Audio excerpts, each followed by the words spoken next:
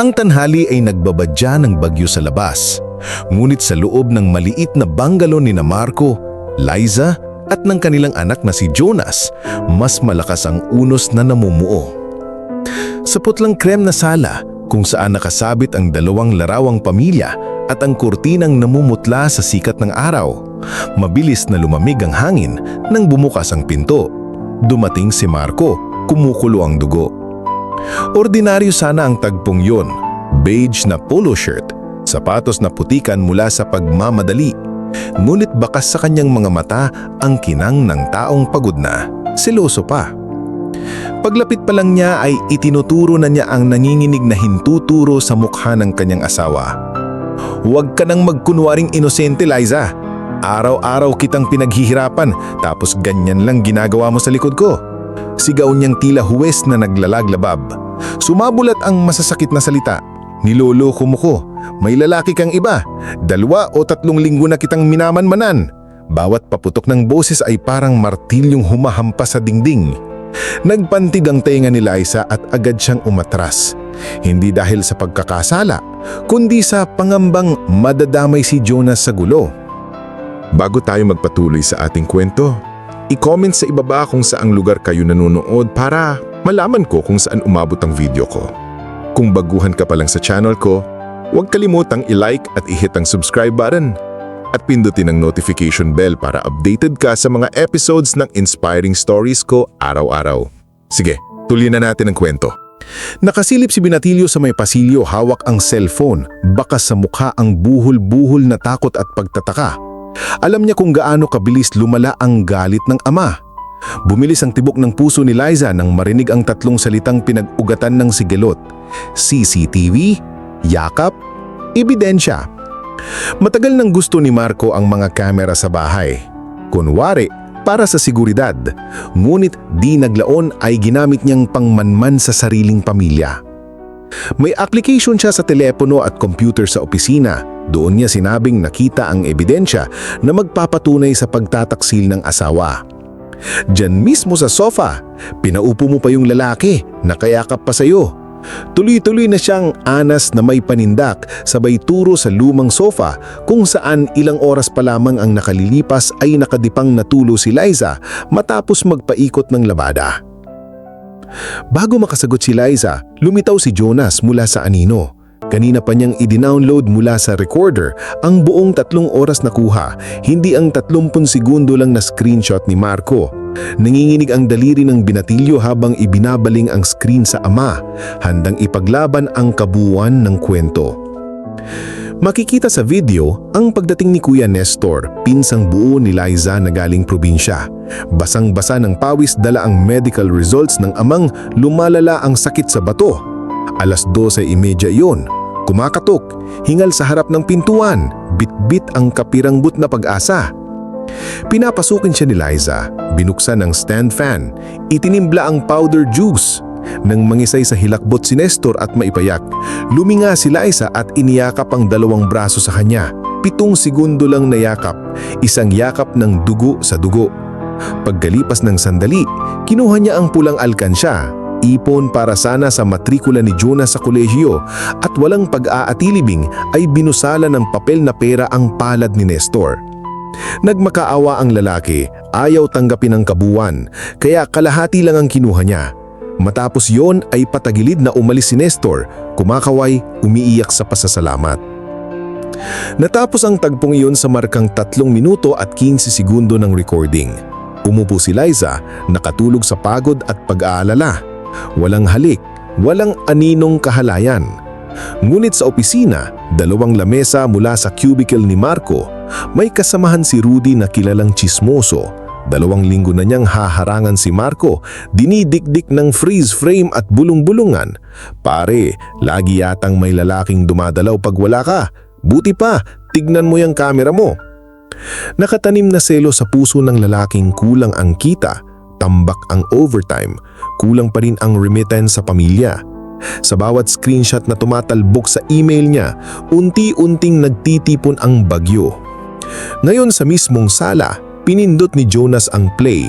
Narinig nila ang kulansing ng bakal na gate, ang ungol ng bisagra, ang tungayaw ng kulog sa malayo. Isang yakap, kaunting luha, paghahanap ng tulong. Pagkakita ni Marco sa kabuuan, bumagsak ang katahimikan, parang kristal na nabitawan at nabasag sa kanilang paanan. Lumunok si Marco. Pinahid ang pawis na dumadaloy sa sentido at dahan-dahan bumagsak ang kamay niyang kanina ay nakaturo kay Liza. Ang pulang init sa muka ay naging malamlam na panghihinayang. Nanlabo ang paningin niya sa luha. Hindi na niya maitago ang panginginig ng boses.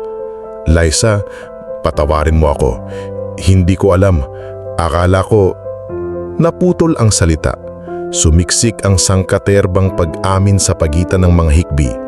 Lumapit si Liza at, sa kabila ng puot at sakit, naunawaan niya ang takot sa likod ng akusasyon.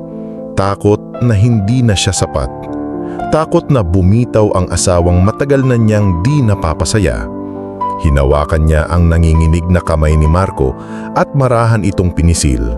Hindi upang patawarin agad, kundi upang ipakitang may puwang pa para sa paliwanag. Kung kulang ang kita, magtutulungan tayo. Bulong niya.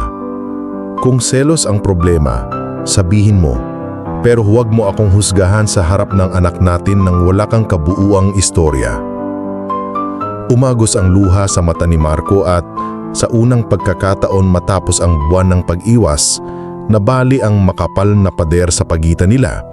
Pinisil niya ang kamay ni Jonas, senyas ng pasasalamat sa katotohanan.